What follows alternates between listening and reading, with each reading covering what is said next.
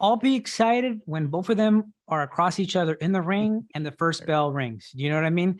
Because with boxing, anything can happen. We mentioned with Davis, he has all these issues outside of the ring. With Ryan, he has had some issues as well. So we don't know. And, there were different platforms. There were different promoters. There is some sort of agreement in principle, but, they still have to get something done and sign something ahead of this fight on April 15th. So I won't be too excited until they're in the ring. However, it's an excellent matchup. It's great for boxing.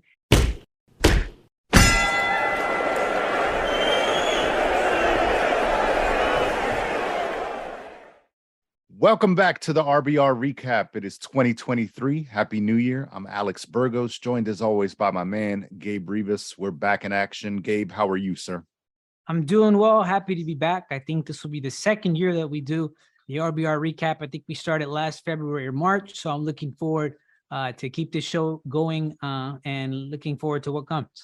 Yes, sir. I'm super excited. We can kick it off with what was a entertaining card. A lot of big names last night at the Capital One Arena, headlined by Gervonta Tank Davis taking on Hector Garcia. We'll jump into that main event, and then we'll also talk a little bit about the co-main and a fighter in Jaron Ennis, who's poised and looking to be the next superstar in boxing, and obviously in one of the glamour divisions right now, 147 pounds welterweight. A lot of big names in and around that division. So we'll talk a little bit about what he did versus his opponent, but let's jump right into the main event in what Gervonta Tank Davis did against Hector Garcia. Obviously a huge crowd. We've seen now fight over fight over fight, and it was mentioned last night again, a sold out arena in another city. He's done it in Atlanta. He's done it in Baltimore. He's done it at Barclays in Brooklyn. So many places now in DC. 19,731 people, sold out venue, pro-partisan Tank crowd, and fighting a guy in Hector Garcia who had a big 2022 Fighter of the Year candidate. His trainer, Bob Santos, Sports Illustrated's Trainer of the Year, on a lot of other people's lists as a candidate, between him and Derek James.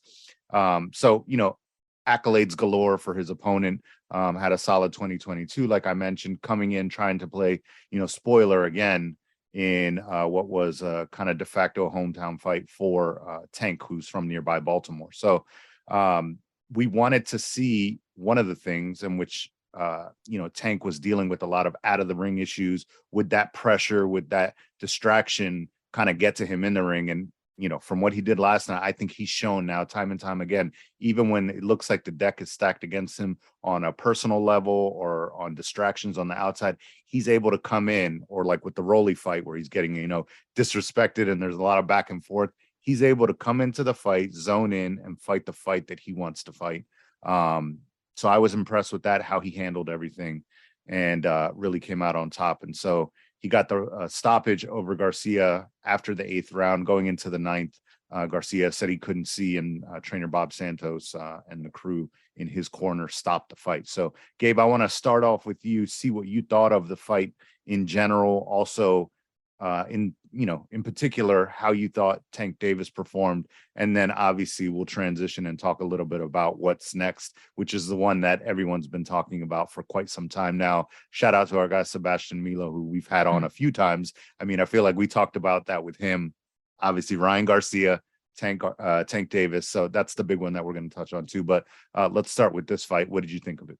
Well, we finally got Tank versus Garcia, but it wasn't the Tank Garcia that we all wanted. It was against Hector Garcia. He had fought at 126, at 130 pounds as well. He fought the likes of Chris Colbert and Roger Gutierrez and beat both guys. So he really earned this opportunity against Gervonta Davis. However, this wasn't the Davis versus Garcia that we wanted to see. And because of that, it was seen as kind of a tune-up fight for Gervonta Davis to have in and around his hometown. And that's kind of what it was. However, Hector Garcia did come to fight. The conventional wisdom was that if you're fighting someone like Gervonta, who's shorter but stronger and hits really hard, you should box on the outside. Hector Garcia did that, but he did it with authority. Now, what does that mean? You take the center of the ring, or try to take the center of the ring, and you jab. And when your opponent tries to come forward, you don't just see territory and go to the ropes. No, you take a quick step back and keep hammering him with hard jabs. And that's what Hector Luis Garcia was doing. He was keeping Davis honest in the early rounds by taking that quick step back, throwing that right jab, and then occasionally, as I think we got into the third and the fourth round, landing the straight left as well. And we saw that Gervonta was getting caught with a few of those. But he had the heart, he had the boxing skills, and he had the chin because he was able to take a lot of punishment. However, you can only take so many shots from Gervonta Davis until you start to crumble. And so we saw that in that eighth round, Gervonta landed a hard straight left hand. And it was one of those left hands where he doesn't set it up with the jab. It's just a power shot thrown with everything. And then he landed a right hook to the body. And then he followed up with another power shot to the head. And that's what wobbled Garcia, sent him backwards. Davis wanted to go for the finish. He couldn't there in that round. But as you mentioned, the corner stopped it before the ninth round could begin. So like you said, there's so many things happening in Gervonta Davis's life outside of the ring. It's up for him and the authorities and everyone else to figure that out. But when it comes into the ring, when it comes to his performance in the ring, I mean, he looks just as good as ever before. He did what he was supposed to do and dominate a guy who, let's be honest, was moving up a division. However, he came to fight, solid chin, very solid boxing skills, a former world champion. And so I think it was a good performance ahead of the Ryan Garcia fight. And that's supposed to be slated for April 15. Yeah, definitely. I will say, I'll preface the legal stuff. I'm not here to be judge and jury. It's just things that he's going through, and there's processes in place for him to have to atone for whatever things he's done or defend himself for things he hasn't done, according to him. So that'll get sorted out. But my thing is, like, the way that he handles that pressure, the way that he can come in, it's already enough to have so many people coming out to support you. You're a champion, you're undefeated. Those things are pressure enough for most people that walk a regular life, every day of the week. So to have that on top of these other things that you have to deal with, and then, oh, by the way, a super fight looming with Ryan Garcia, it's a lot of pressure, but I thought he handled it very well. And even Coach Calvin Ford, his trainer, mentioned, it was a rocky camp. And I don't think it was a rocky camp because Tank wasn't making weight or wasn't training hard. No, it was a rocky camp because of these other things and the way that they were, already basically judging Gervonta Davis and what had happened. So, for that part, I give him a lot of credit, and he's able to really have a high level of focus and come in. And it's great to see what he could do. Now seeing his style over these last 4, 5, 6 fights, he's willing to give up rounds early. And when he gives up rounds, he's able to kind of download that data. And then once he does that, and he did this against Hector Garcia in the 4th round, that's when he really starts to measure his distance, get comfortable on the inside, and land those power shots. I think the first 3 rounds were pretty competitive, and they were both trying to figure each other out. But I think once Tank let his hands go, we saw that hand speed that was too much for Garcia to deal with. Then the power shots obviously started landing. And as those multiplied, then it's like, okay, this is, what I said previous, before the fight started, is like 6, 7, 8, I'm thinking is around the time he's going to start breaking him down. And, we saw that little by little. Now, I looked up at the big screen yesterday. I think Farhood after 6 had it like, 1 point ahead for Garcia. I didn't see that fight, and obviously looking at it now with the judges, they didn't see that fight either. But if you're giving Garcia credit for, maintaining his position, being able to box, hold the center of the ring, maybe things like that he was getting credit for. But I thought Tank was in control more so than what maybe some people were giving him credit for. I just think that he was being patient, cautious, because it's really something when you look at the size differential between Tank and half of these guys. He has to do a lot of kind of picking and prodding to make sure he's got that proper distance, solidified, maintained. And then he's able to know, okay, if I do throw that, lead right, that jab out there, I'm not going to get countered, or I'm able to be within that distance where I'm going to land my power shot. Because like you said, sometimes he's not setting it up with the jab. He's just coming over the top with the left. I almost sometimes see like similarities between him and Canelo. And I know he likes Canelo, vice versa. Canelo likes him. But sometimes I see these shots that he's just kind of leading in and is able to be dynamic enough to land those power shots, lead power shots. I mean, it is impressive how he could be standing right in front of you and land 3 consecutive power shots in a row. It wasn't Right. like he had to set up each one. No, it's like, all right, power shot to the head, power shot to the body, another power shot to the head. Now, I don't know what is it. I don't know if he lulls people in the early rounds and then they don't see that kind of explosiveness coming in the later rounds. But I think what's clear is that he has the kind of game-changing power that, number one, he can connect and hurt you really hard despite being smaller. And number two, a lot of people just can't really deal with that power, because you can make a case that Hector Luis Garcia is a better overall boxer because he does have boxing skills, but he doesn't have the explosiveness and the power that Gervonta Davis had. You can see it in the exchanges. Gervonta Davis, his punches just have a bigger thud. Now, maybe I think I gave 2, maybe 3 rounds to Hector Luis Garcia throughout the whole fight, maybe 2. But the reason I couldn't give any more, or the reason I couldn't give maybe that second round instead of and just give him just 1, was because he may have been boxing really well, but 2 or 3 of Tank's power shots kind of just won the round for him because they were so much more effective and they were much more impactful. Yeah, most definitely. And now kind of moving along, after this big win, stoppage victory, some people are still going to say, oh, well, he fought a 130-pound guy coming up. Garcia was so bigger than him. You could see, the size differential, and like most guys will be for Tank. And he's still got power. I wouldn't mind seeing him campaign at 135 if he decides to move up. He's obviously still the champion at 130. So he has options in terms of what's next for him. But, you will get the detractors that say, okay, well, Tank needs to fight someone else. Well, guess what? He's going to fight a guy named Ryan Garcia, who isn't, 126 or 130 pounder. So that's the fight that everyone's looking forward to. The social media generation and, the boxing diehards, everyone. Now, during fight week, Garcia was saying, I'm the real Garcia. I'm the Olympian, he's a Dominican Olympian. I'm, the world champion. I've had the bigger victories, et cetera, et cetera, et cetera. Yes. But again, Ryan Garcia is this dynamic fighter, a talent that, can develop into something. We'll see if he can kind of put those pieces together. But on paper, this one's super exciting. So I want to kick it to you first and just ask you, are you excited about April 15th? Because now that's the date that they're saying, tax day is going to happen. That's funny. That's funny. Yeah. So someone's ass is going to get taxed, basically. That one writes itself, that tagline. So yeah. What do you think about that fight? I'll be excited when both of them are across each other in the ring and the first bell rings. You know what I mean? Because with boxing, anything can happen. We mentioned with Davis, he has all these issues outside of the ring. With Ryan, he has had some issues as well. So we don't know. And, there were different platforms. There were different promoters. There is some sort of agreement in principle, but, they still have to get something done and sign something ahead of this fight on April 15th. So I won't be too excited until they're in the ring. However, it's an excellent matchup. It's great for boxing. And it's one where I think that Gervonta Davis is going to have a slight advantage in going into the fight. I think you got to give him his credit for being more active, what he's done in the ring. With Ryan Garcia, don't get me wrong, I'm a big fan of his. Aside from, I've worked with him, known him for a long time, know his parents, they're really great people. I remember the whole thing with Eddie Reynoso and stuff like that, his relationship with him, how he grew. Now he's with Joe Goosen. But I think Gervonta Davis has been busier. We've seen him fight against top tier fighters across 2 or 3 weight classes. And, I think he's going to have an advantage. I think perhaps when it comes to strength with Ryan Garcia, however, he's taller. He has a longer reach, and you can make the case that he's quicker than Gervonta Davis.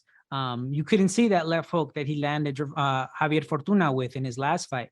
The only thing is, though, how focused is he going to be in his fight against Gervonta Davis? And also, how much is that time away from the ring going to affect him? Guys around his age from a previous generation, like Oscar De La Hoya, 1997, when he was about 23, 24, he fought 5 times. Gervonta Davis, I can't remember how many times he's fought within the past year, but it's a lot more than Ryan Garcia. And we all know it's a time-tested adage that being away from the ring and inactivity is poison for a fighter. And you can be sparring, you can be training, you can even be in weight, but can you replicate all the things that happen in a fight, the fight week experience, actually cutting the weight, being in the ring, being seen by many fans, both on TV and in an arena? Will he be able to replicate that and make sure that he's 100% prepared? Now, on the other side, is the fact that he hasn't had a lot of wear and tear in his career. So maybe that does help him in the long run. But I think the conventional wisdom would state that Gervonta Davis has a better resume. He does have a lot of disadvantages in terms of reach and height, but the activity and what he's able to do will make him a favorite in this fight. Yeah, I agree that on paper going in, Tank has got to be the betting favorite. You know, he's got to have the upper nod, you know, upper hand just a little bit, just because of what he's done, who he's fought, the experience. But it's going to be exciting in and around those exchanges when we're looking at speed versus speed, power versus power, how those exchanges are going to, you know, turn out. Now, I think one of the main things that are in favor of Ryan Garcia is his physical attributes, you know, his height, his reach. But my thing is, and, you know, when in talking about it with different media people this week, you know, we always go back to like, okay, well, what are the attributes that you would say, okay, that's going to be the difference? One of the things is Ryan's length and the jab. And anyone that would say that to me, I would say, when have we really seen him, you know, use an effective jab? He should be able to, yeah. But maybe just because he hasn't had to, but I think that's going to be a really big key against Gervonta Davis.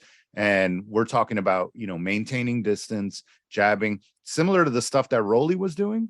And, you know, there were maybe lulls where he fell asleep or wanted to land that big power shot. I don't think Ryan should necessarily fall into those traps where, you know, he has to exchange or anything like that. Obviously, he has fast hands, but I mean, you could potentially make this really easy if you're on your stick and maintaining distance and, you know, keeping Tank honest, obviously, when he comes in and landing that right. And the ring IQ is something I forgot to mention. I Yeah. think Gervonta Davis has a higher ring IQ based on what we've seen in the ring against Pitbull Cruz. We saw him box on the outside. Even with Roldies as well, we saw him box on the outside and implement a long-term game plan. We've also seen him come forward. That's what he came to be known for at the beginning of his career, and that's what he did last night, coming forward. So we've seen him be able to do two things. With Ryan Garcia, we've seen him come forward, but kind of at a distance against people who are shorter than him, which will help him against Gervonta Davis. But we haven't seen him come forward against someone taller or implement that kind of long-term game plan of working the body, because we saw that against Emmanuel Togo, a guy who was kind of on survival mode, but also gave him problems because he was moving around a lot. What if Gervonta Davis decides to spend 6 rounds just boxing him from the outside? It'll be difficult because he's a shorter guy, but is it beyond the realm of possibility? Perhaps not, because of his boxing skills. So that's one thing that I think favors Gervonta. We've seen him both go forward and go backward and implement a long-term game plan. Whereas with Ryan, we've kind of seen him just use his reach and size and not really implement some sort of long-term strategy where he's working the body and trying to wear his opponent down. Yeah, I think that's when it's going to get interesting. Again, those middle rounds, 6, 7, 8, when we're like, okay, we've seen both guys. They know each other now in the ring for these first few rounds. Who can now take it to level 2? You know what I mean? And I think Tank, again, has shown time and time again that he's able to do that. He's whatever you want to call it, he's willing to give up rounds. He's willing to take his time and download that data and then high ring IQ, implement those things. And I just think if Ryan is he's going to have to be on his, you know, A game the whole fight. It's not one of these things where it's like, oh, okay, my natural talent is able to let me coast through this fight. It's not going to be one of those fights. You got to be your best on all platforms and cylinders. Right. And lastly, who's going to make mistakes? In the fight against Tank versus Ryan Garcia, who's going to make mistakes? Leo Santa Cruz made the mistake of throwing 3 consecutive right hands. He landed the first 2 and said, all right, I'm going to land this third one, and got caught with the uppercut, and the fight was over. Rolando Romero landed a kind of wide right hook to the body, felt like he landed it, tried it again, got knocked out. So I think one thing he needs to keep in mind is that you can't throw the same punch more than one time against Gervonta Davis. Even if you land it, don't get greedy and try to land it again, because he will capitalize it. And I think it's going to be an important fight where the guy who makes the biggest mistake first could pay a high cost. 100%. Yeah. And just going back on something you touched on, and I know you're a big guy of activity. So I think the fact that he didn't take a stay busy fight may come back to bite him in the butt, because I'd like to see him develop more with Joe Goose and develop that jab, really start to put these different attributes together, because, you know, the Cobra bag stuff is not going to happen. We saw it last night with Rashidi Ellis. I mean, I saw it during the week. this man is super fast, like precise with his punches, but that doesn't always translate to what you're doing in the ring against another fighter, a guy that's gonna, have power, sometimes maybe walk you down, and you have to put, different game plan parts together on what you've been working on in the gym. And so, it's not just, I'm super fast and I can throw, 6 jabs in a row. Well, can you put that together and make it meaningful for you in a fight?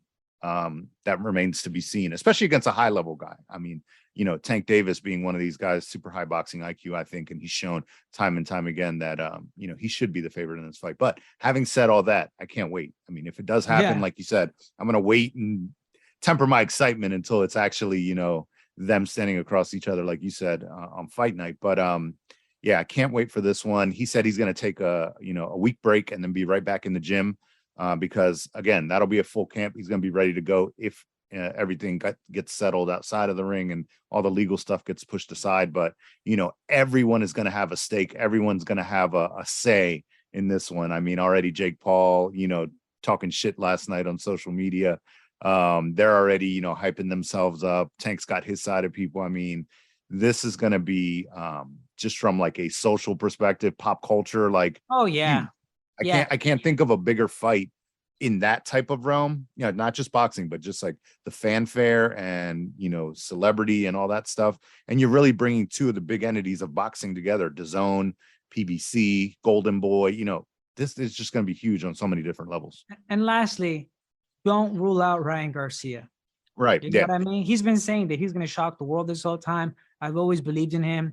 Who knows? What if he lands a left hook in round 3 or 4 and it's over? I mean, it's not. Well, I'll give him credit too. I got to give him credit and Tank said it out of his own mouth last night. He's like, Ryan just said yes, yes, yes, yes. It's like he wasn't even reading the contract. He's just like, yep. I'll do it. Let's do it. I give him credit for that because that shows he wants to fight. So for me, win, lose, or draw, he's the winner because he jumps ahead of half of these other guys that are talking shit each and every day on social media. And at the end of the day, they don't want to fight and they'll, put up any excuse. These guys are, if they actually get into the ring, they're taking it back to, we're always talking about the 4 horsemen, the 80s, Duran, Leonard, Hagler, Hearns, all these guys, whatever. They're taking it back to those days and they're starting a trend. And they're not waiting until they're 30. He's 24, right. Ryan Garcia. He's doing it right now. So he deserves a lot of credit. And if he can beat Tank Davis, he can become the biggest star in boxing without a shadow of a doubt, because that's what he needs. That victory that says, I'm not a social media star. I'm a legitimate fighter and I just beat a top talent. Yeah, 100%. I think this one catapults both guys into a different stratosphere, and maybe gets some respect from, I think either guys are entrenched. Both guys are entrenched in their own kind of fan base, both popular sides, but just a different side. So maybe, a lot comes out of, not just for the fighters, but a lot comes out for the fan bases when they're like, man, that guy put in work. He didn't, whether he beats your guy or your guy beats him, when you see him fighting, like, yeah, he's pretty good. Like he should be, number 2, definitely, or, whatever. He beat my guy, so he's number 1. You start to get fans that now respect each man for whatever, they've been able to do against, again, another high level guy. So this is the type of stuff we want to see. I mean, if it happens at the beginning of 2023, again, first quarter type stuff or beginning of second quarter, I mean, it is huge for boxing. And it's something that, we're going to relish also. I know we're going to do preview show, post-fight show. It's just that magnitude, that big of a fight. We need those big fights now and put it in our veins quickly, ASAP. Definitely. Yeah. So let's transition real quickly after having spoken about Tank, the victory over Garcia, and then what's next against the other Garcia. Let's transition to another guy that fought last night in Jaron Boots Ennis, a guy from Philly, a quick drive to DC. He had a lot of fans in the house when he came out. You would have thought that, he was the headliner. I mean, that's how many people were cheering and kind of supporting him. Now, what we saw in the fight was a little bit more difficult and not something that we're accustomed to seeing from Boots. And when I say difficult, it was maybe just frustrating for him.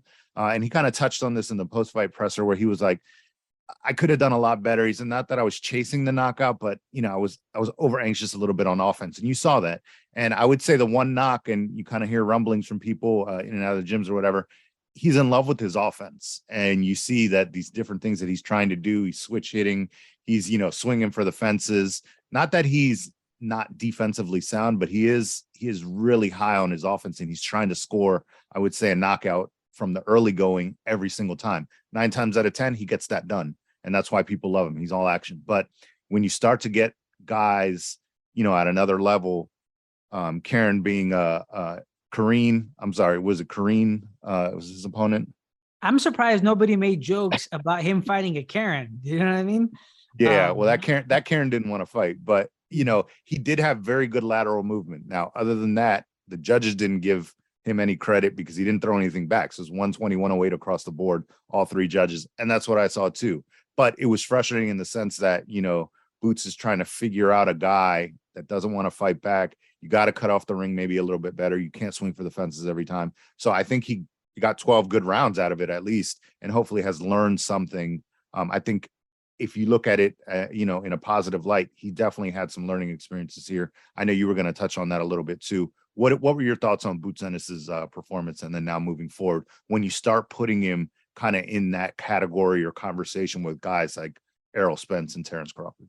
You won't find many people who will say negative things about Gervonta Ennis. The consensus is that he's a top talent at 147 pounds with a bright future. He's the next generation, right? The guys like Crawford and Spence, those top guys at 147, he's of that next generation. However, one thing that he doesn't do that previous generation did at around his age is to be as active. And we saw that being an issue with other fighters as well. His last fight was on May 14th, 2022, and it ended in a second round knockout. Before that, he had fought in October. So it's been almost a year. And in those 2 fights where he fought in October of 2021 and May 14th of 2022, that first fight in October ended in a first round knockout. And I repeat that last fight ended in a second round knockout. So how much time do you actually get to work on your skills in a professional setting with the crowd, with the sweat, with the shirt, with the gloves? How many opportunities do you get to develop your skills when you're fighting guys and you knock them out in the first or second round, and then you don't fight for almost a year or 8 or 9 months? So I think that's one big factor that affected Gervonta Ennis. And I think you mentioned in the post-fight interview, what did he say? That he was over anxious? That over anxiousness, that over anxiousness will go away once you're in the round consistently. Once you're in the fight consistently, once you're fighting consistently, once you're in there, taking punches on the gloves, moving your heads, being in there for long periods of time, you won't have that kind of anxiousness. That's why you see guys like Canelo or even Chocolatito, he's so posed that, when he's got a guy who's flashier moving around, he doesn't seem over anxious. He seems like a guy who's calm and poised. Same thing with Canelo. Canelo at 23 and 24 years old was really poised, was just really relaxed in the ring because he had spent so much time in Mexico and the United States fighting 8 and 10 round fights and not knocking everybody out and fighting 3 or 4 times a year. So I think that would be one recommendation, is to stay busier and, to get some rounds in. And, that's kind of, it's not a bad thing. It's more of, that's the downside of being so talented. It's not his fault he knocked these guys out in the first round, but right. I think there could be some changes in his activity. Now, another thing that I heard, I can't remember who reported it or if it was an interview, but they said that Gervonta Ennis's team did not study his opponent, whereas his opponent studied everything they could about Gervonta Ennis. Now, he's a top talent, speed, quickness, everything. But once you get to a high level and you're fighting someone who can take your punches and who is really well skilled, then the game plan makes a difference. Then the fact that you watch tape makes a difference, because if he saw all this tape on you, he knows all of your tricks,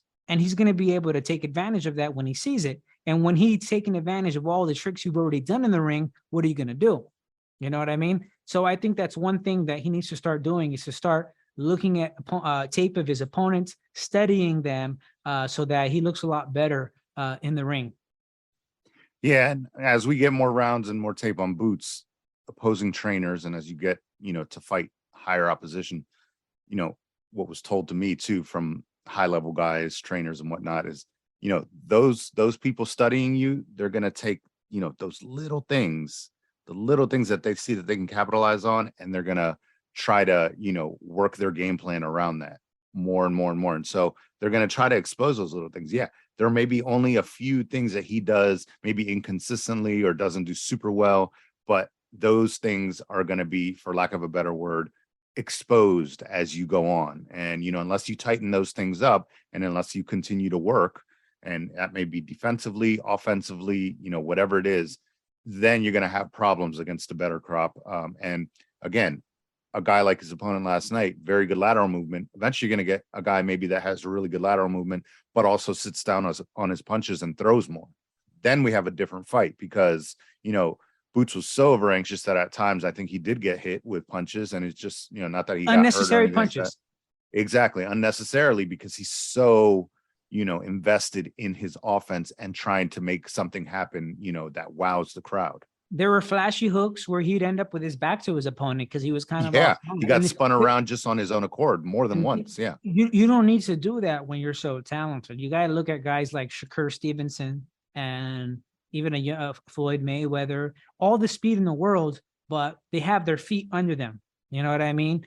They're not trying to be as flat or more flashy than they need to be. They use their talent, but in a controlled way.